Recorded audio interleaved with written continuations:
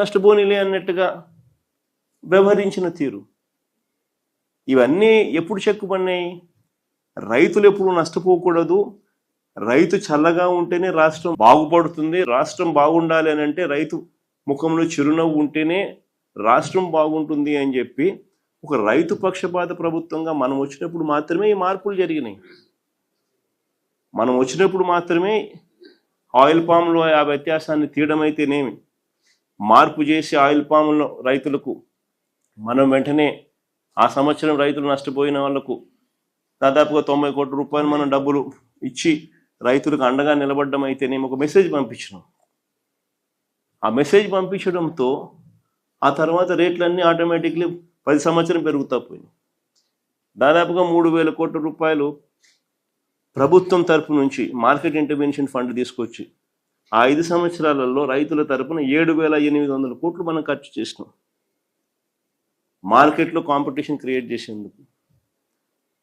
ప్రతి ఆర్బీకేను ఒక కేంద్రంగా ప్రకటించి ప్రతి జిల్లాలోనూ జాయింట్ కలెక్టర్ను జేసీని మార్క్ఫెడ్ జాయింట్ ఎండీగా ప్రకటించి ప్రతి ఆర్బీకేలోనూ ఏకంగా ఎంఎస్పి మినిమం రేట్లు, గిట్టుబాటు రేట్లు ఇవి ఈ పంటలకని చెప్పి ఏకంగా ఒక బోర్డు పెట్టి ఆ బోర్డులో మినిమం రేట్లు ఎంత అని చెప్పి రాసి ఆ రేట్ల కన్నా తక్కువ రేట్లకి ఏదైనా పడిపోతే వెంటనే ఆర్బీకే పరిధిలో ఉన్న ఆర్బీకే అసిస్టెంట్ అగ్రికల్చరల్ గ్రాడ్యుయేట్ వెంటనే తను అలర్ట్ సిగ్నల్ ఇచ్చేట్టుగా ఆ అలర్ట్ సిగ్నల్ సీఎం యాప్ని continuous monitoring of agricultural price and procurement అని చెప్పి ఒక సీఎం యాప్ని యాక్టివేట్ చేసి జాయింట్ జేసీని దాంట్లోకి మార్కెట్ జాయింట్ ఎండీగా చేసి వాళ్ళను కూడా దాంట్లో భాగస్వామిని చేసి ఆ ఆర్బీకే పరిధిలోనే ఎప్పుడైతే పంట పడిపోతే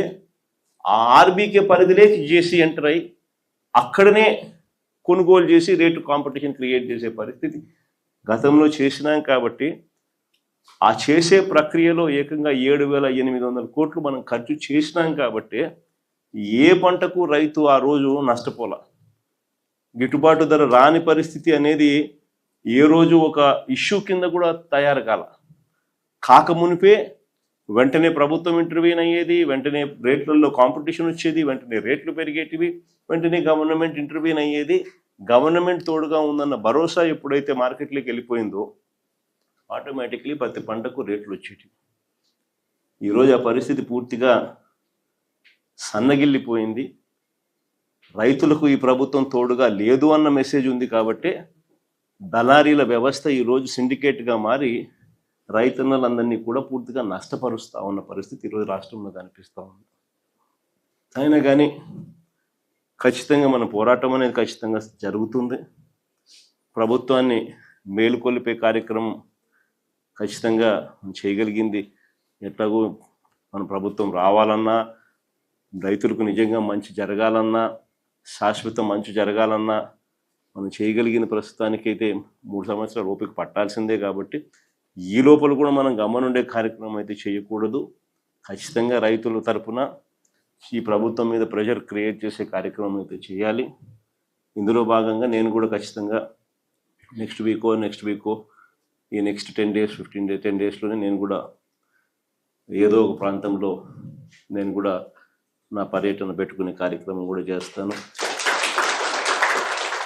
చేసుకొని ఇది ఈ మాదిరిగా ఇంక ప్రెజర్ పెట్టే కార్యక్రమం బిల్డ్ చేస్తూ పోవాల్సిందే. మన ఆక్వా కూడా అదే పరిస్థితిలో వాళ్ళు కూడా వెలుబెల్లాడిపోతూ ఉన్న పరిస్థితిలో అక్కడ వాళ్లకు భరోసా ఇచ్చే కార్యక్రమమే చేసినాం.